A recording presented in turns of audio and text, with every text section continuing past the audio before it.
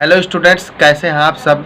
आप सभी का हमारे इस YouTube channel star study centre में बहुत बहुत स्वागत है।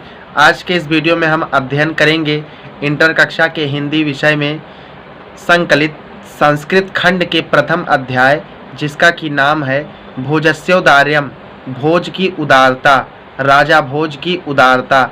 इस अध्याय का हम अध्ययन करेंगे, व्याख्या देखेंगे, भावार्थ समझेंगे।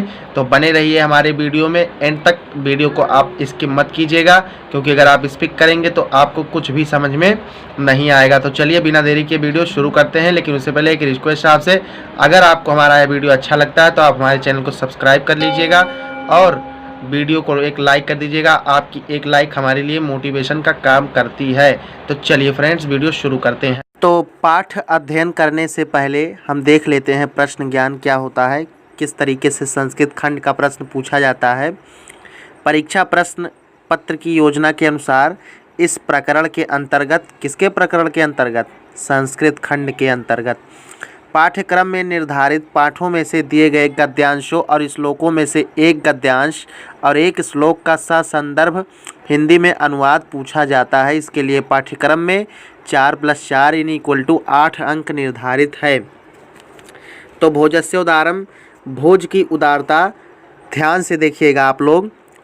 तो देखिए, ततः कदाचित द्वारपाल आगत्य महाराजम भोजम प्राह देव कौपीनावशेषो विद्वान द्वारी वर्तते इति।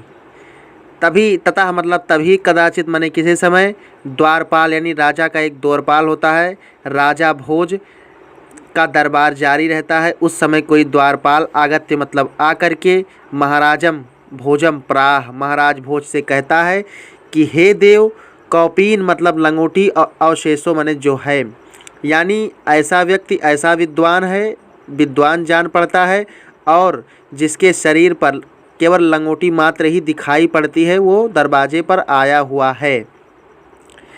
राजा प्रवेशय इति प्राह, राजा कहते हैं प्रवेशय, उसे प्रवेश कराओ, अंदर लाओ। ततः मतलब तब, प्रविष्टा मतलब प्रवेश करके, सह मतलब वह, कवि मतलब कवि, भोजमालोक्य मतलब भोज को देख करके, किसको देख करके? राजा भोज को देख करके।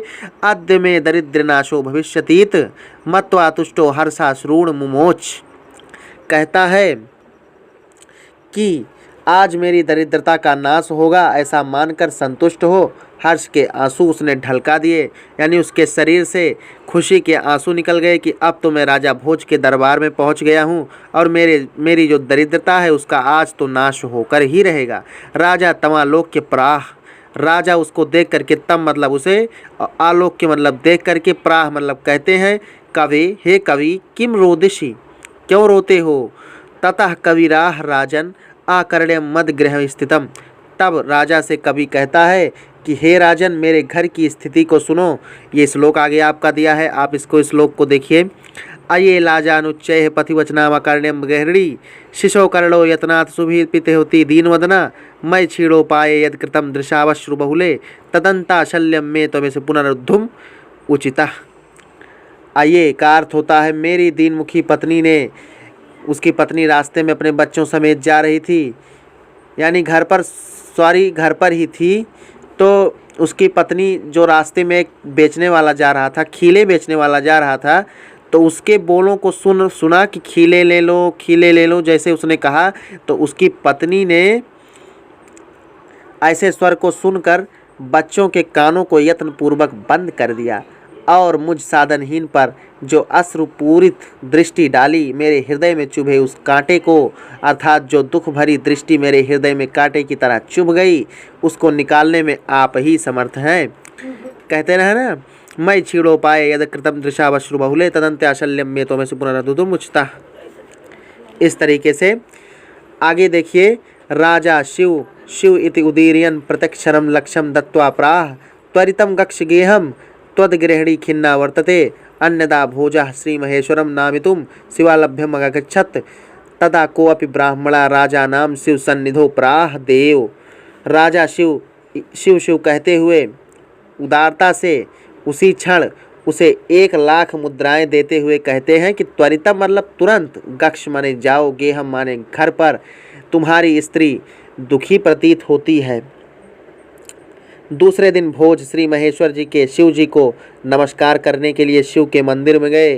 तब किसी ब्राह्मण ने शिव के समीप राजा से कहा, अर्धम दानव वैरिणा गिरिजयाप्यर्धम शिवस्याहृतम देवेत्थम जगती तले पुरहरा भावे समोन्मिलति गंगा सागरम वरम शशिकला नागाधिपा क्षमातलम सर्वज्ञत्वम अधीश्वरम त्वमगमत त्वाम माम तु भिक्षाटनम। यानी शिव का आधा भाग दानव वैरी अर्थात विष्णु ने और आधा भाग पार्वती जी ने ले लिया। हे राजन, इस प्रकार पृथ्वी तल पर शिव का अभाव दिखाई देने पर गंगा सागर में, चंद्रकला आकाश में, शेषनाग रसातल में सर्वज्ञता और अधीश्वरता आप में आ गई और भिक्षाटन मेरे पास आ गया। मेरे पास किसके पास? ब्राह्मण के पास आ गया। इस प्रकार शिव के संपूर्ण गुण बट गए। शिव के जितने भी गुण थे सारे गुण सभी में बट गए। राजा तुष्टः तस्मै प्रदक्षिणम लक्ष्यम ददो। उस ब्राह्मण की वाणी को सुन करके राजा उस समय संतुष्ट हो गए और उसी क्षण उसे 1,00,000 मुद्राएं दिए।